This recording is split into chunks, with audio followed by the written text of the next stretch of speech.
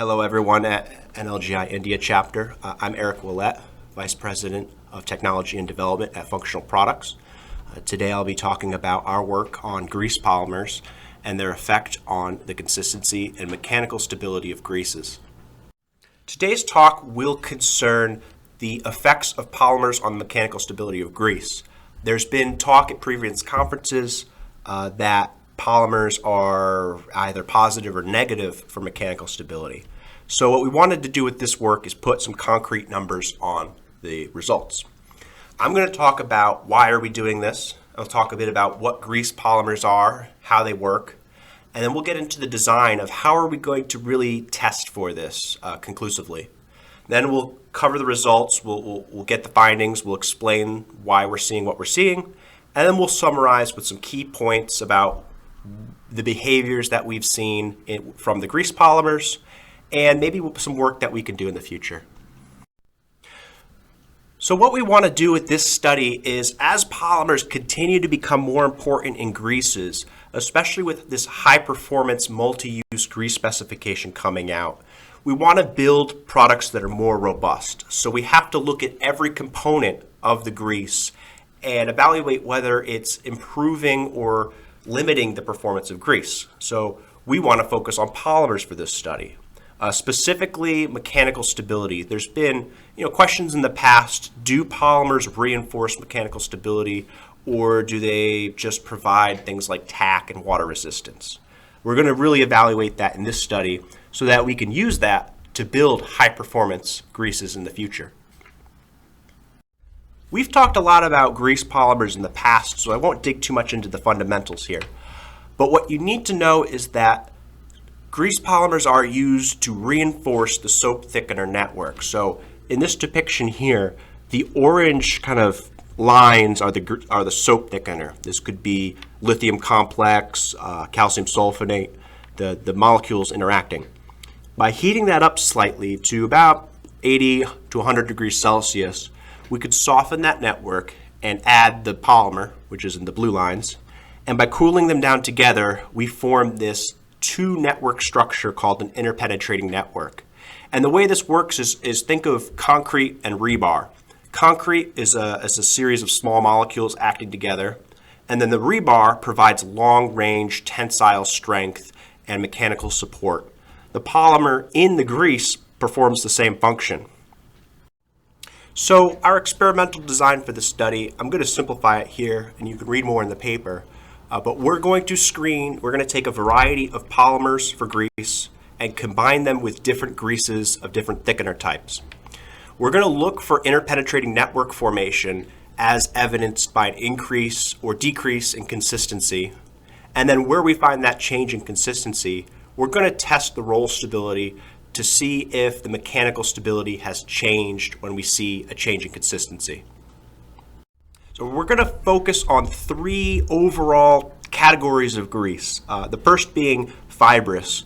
This would include the simple lithium and lithium complex greases that form that kind of characteristic fiber structure, that fibril structure. That's classic. We're also going to have globular greases represented by calcium sulfonates and aluminum complexes.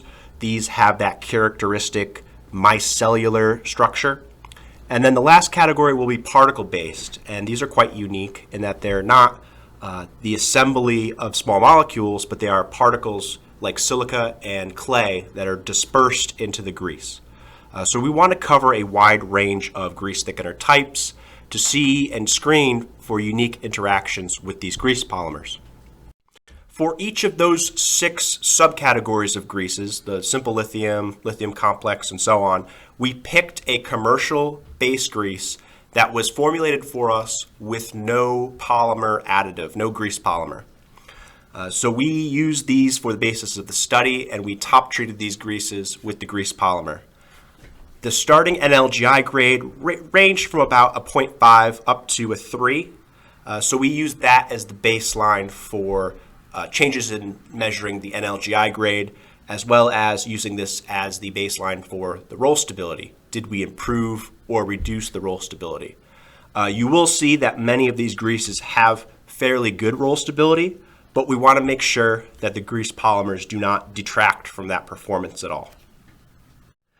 To our 6 greases, we're going to add a variety of grease polymers.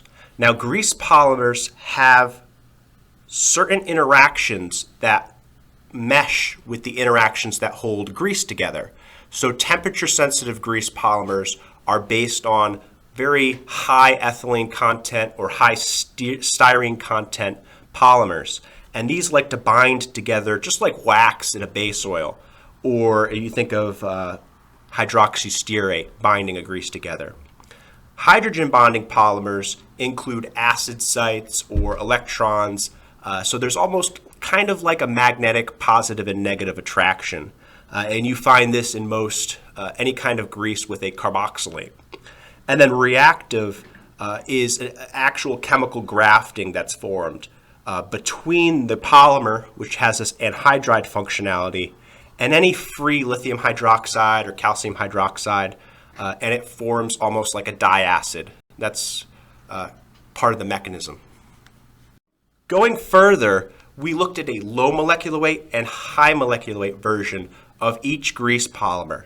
We know from almost 15 plus years of study that molecular weight can cause grease polymers to favor certain tests or give different performance. So something like a low molecular weight polymer might give better water washout. Something like a high molecular weight polymer may give better water spray off. We know that, so we want to incorporate that factor in our study. We're also going to add a low molecular weight and a high molecular weight tackifier because tackifiers do form a sort of entanglement network in the grease, and we want to capture those results as well. And we did include a dispersant PMA because there's always been kind of this curiosity about polymethacrylates as very shear stable chemistry and what can they do for grease as well. Because we have about 60 greases, if we take all of those grease polymers in combination with all of those greases, we need to expedite sample preparation and make sure that sample preparation is highly reproducible. So the way to achieve this was to pre-dissolve the grease polymers into oil. We did this at about 10% active polymer at about 100 neutral oil, and then added this concentrate, 5% concentrate, 95% grease. We then blended these together at 80 to 100 degrees Celsius for 2 hours and allowed the samples to cool for 24 hours. The control group that we established was just the straight 100 neutral oil at 5%, and that was our baseline for each base grease. And we did not mill after adding grease polymers. We obtained the base greases through the full commercial process. So the base greases were milled, and we did not see any major changes in texture that would necessitate milling post-addition. And because we have so many greases to measure, we also want to simplify the data handling. We want to focus on significant results and not get into the noise of the test methods. So there's some uncertainty there. So what we used, 2 simplifications. We only consider changes to Nlgi grade to be noticeable or worth talking about if it's changing by plus or minus a half grade. So if we gain a few points or lose a few points of cone penetration, we're going to consider it insignificant or not noteworthy. The second point is that because we're using roll stability with quarter cone measurement, we want to make sure that we aren't looking at small changes if they're insignificant. So we only consider changes to roll stability to be significant if they're greater than about 4%. So this is the error from that roll stability, the D1831. We'll start first with the results and consistency. Of the 54 greases with grease polymers tested, we saw about 52% showed an increase of a half or a full Nlgi grade in consistency. About half showed no change in grade, and about 9% showed a half or a full loss in Nlgi grade. And we found that these results were grouped together based on which grease polymer or grease was used. So the results weren't random, and we'll dig into a bit of the details why. For the cases where we saw consistency gain, in most cases they were simple lithium or lithium complex greases, which were very compatible with most of the grease polymers. And in the technical paper, there's a table that will show you each of the cases so you can see for yourself. Calcium sulfonates were also prone to consistency grade, mostly with the high molecular weight tackifiers. That was very favorable increase in consistency with that chemistry. And we also saw very interestingly and unexpectedly that clay worked very well with hydrogen bonding and reactive polymers. What we think that is a surface functional response. So clay greases are made with clay particles and they have a lot of hydrogen bonding at the surface.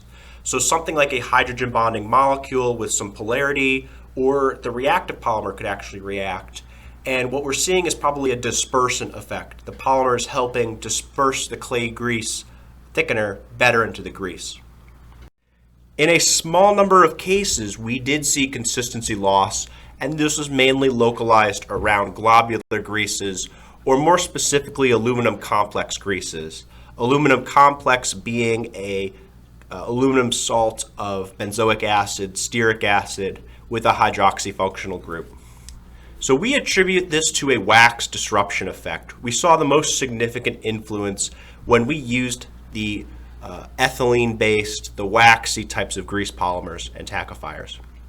So what we see here is this polar core of the micelle of the aluminum complex molecules.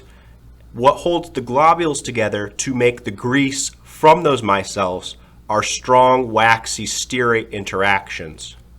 Well, if we take a waxy, high ethylene polymer and we add it to the globular grease, what we might be seeing here is a screening or a disruption effect where instead of the two micelles interacting, what we see is that the polymer can get in between the micelles, interact with those stearate functionalities preferentially, and actually thin or plasticize the grease. And that might be why we're seeing consistency loss in these very specific cases.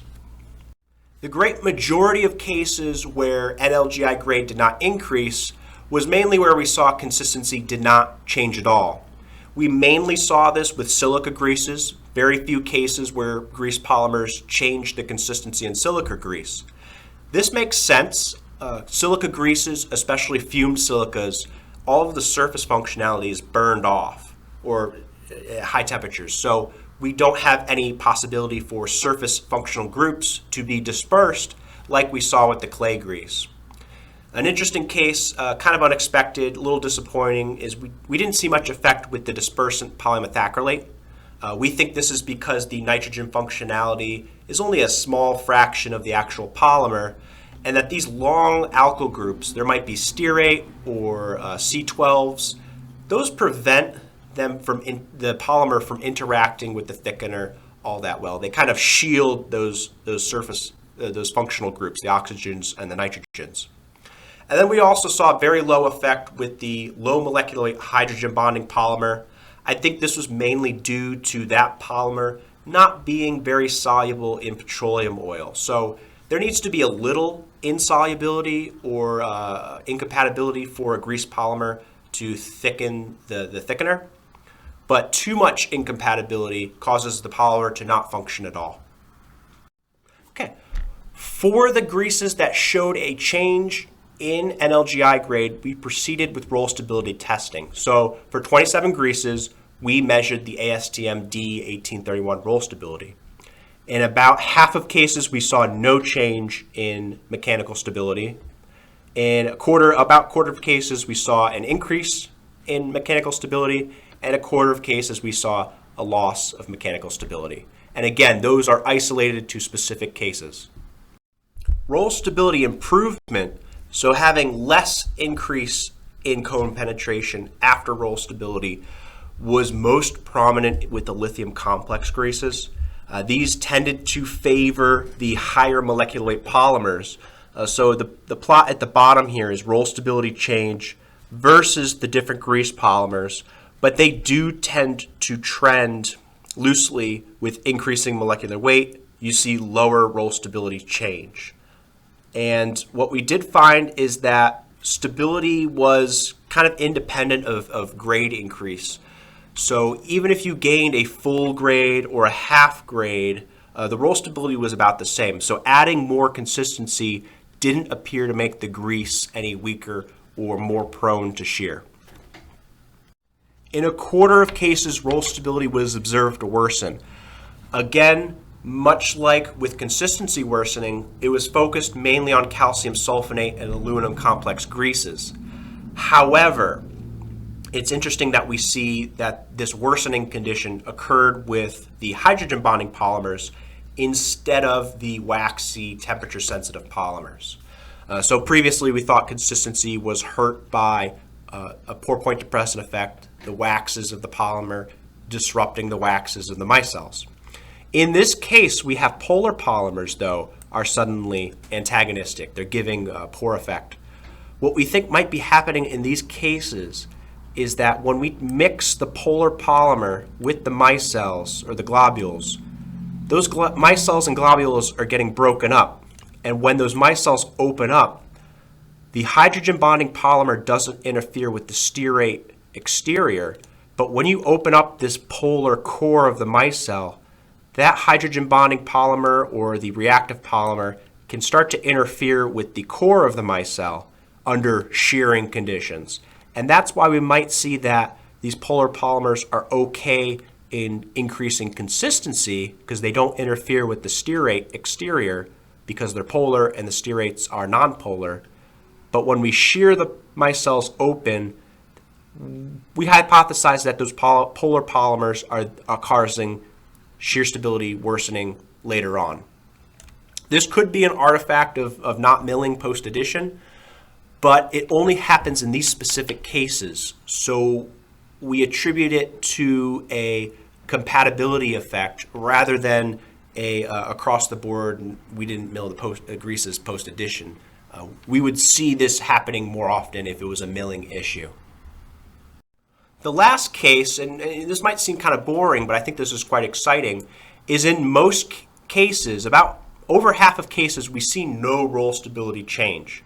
So what ultimately that means is that in the cases where we've gained Nlgi grade, either a half grade or a full grade, we're not losing any roll stability. We're keeping the same mechanical stability and essentially getting something for nothing, which is rare in the formulating world. Rarely do you get an increase in performance without really sacrificing the opposing parameter. So it might be boring that roll stability didn't improve, but I think it's a gain for polymer technology that we didn't lose roll stability. So in conclusion, we've covered a lot of ground, looked at a lot of greases and grease polymers, but what I wanted to do was deliver some high-level advice for formulators in their own development projects. So the three key takeaways are at the end here is that we find that grease polymers do increase consistency and yield. We've captured it here, and we've talked about it for many years, but we've formalized our results in this study. We also find that consistency we gain is not subject to as much shear as some people might be worried about. But the three key takeaways are for fibrous greases. They tend to be, like lithium greases are known for, very versatile, very compatible with a wide range of different grease polymers. The globular greases, because they have that real tenuous micellular structure that might be a little more delicate than we think, they can be very selective. So you have to assess multiple grease polymers to find the right option. And for particle-based greases, silica greases remain tough to treat, but clay-based greases see a very noticeable response and improvement with hydrogen bonding or the polar reactive polymers. Okay, so there's a few key points that we can continue on with further work in this study. We brought up a lot of interesting hypotheses about what could be happening based on rationalizing the data that we see, but each of those ideas could be built out into a further study. The second point is it would be great to have microscopy done and have some imaging of what exactly is happening on a mechanical level and seeing the shear that's occurring. The next point would be we should probably go back and evaluate the greases that didn't increase in consistency. Is there anything interesting happening that we might have missed? And the final point is we picked polymers and then tested them against the greases, and we got the performance that we got. But can we engineer performance? Can we decide what the performance will be and work backwards? Thank you everyone for your attention. That concludes the presentation. I'd like to thank the NLGI India Chapter Committee for allowing me to present on this forum. And I thank you all and your attendance for today. And I hope this has been helpful in any kind of projects that you're taking on where the shear stability of the grease is vital to the performance. And with that, I can take any questions. Thank you again.